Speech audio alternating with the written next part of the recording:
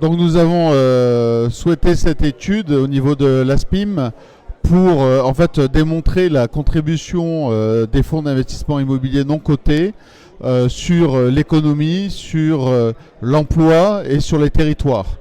C'était important à un moment où en fait depuis quelques années, mais pas même depuis plus longtemps, il y a un débat sur l'utilité économique de l'immobilier avec un fantasme sur la rente improductive.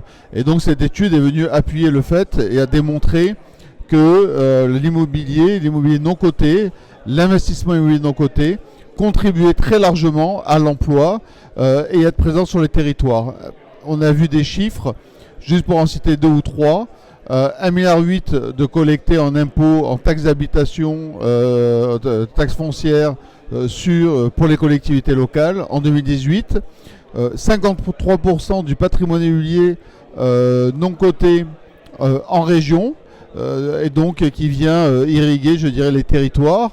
Et puis enfin, sur la contribution à l'économie, plus de 3,3 milliards d'euros qui ont été investis en 2018 sur des projets immobiliers en développement ou pour restructurer, réhabiliter, rénover des immeubles. Concernant ce qui ressort aussi de l'étude et puis des débats que nous avons pu avoir, c'est sur l'investissement socialement responsable et l'implication des acteurs de l'immobilier et des fonds d'investissement immobilier non cotés dans l'environnement, dans les aspects sociaux.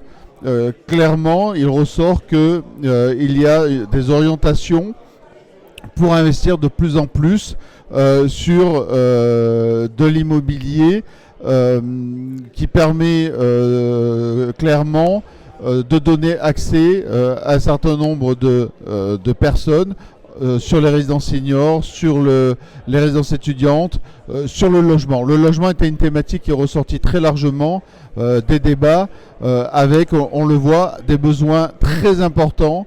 Et donc pour les fonds d'investissement immobilier non cotés, bien entendu, c'est quelque chose de très important.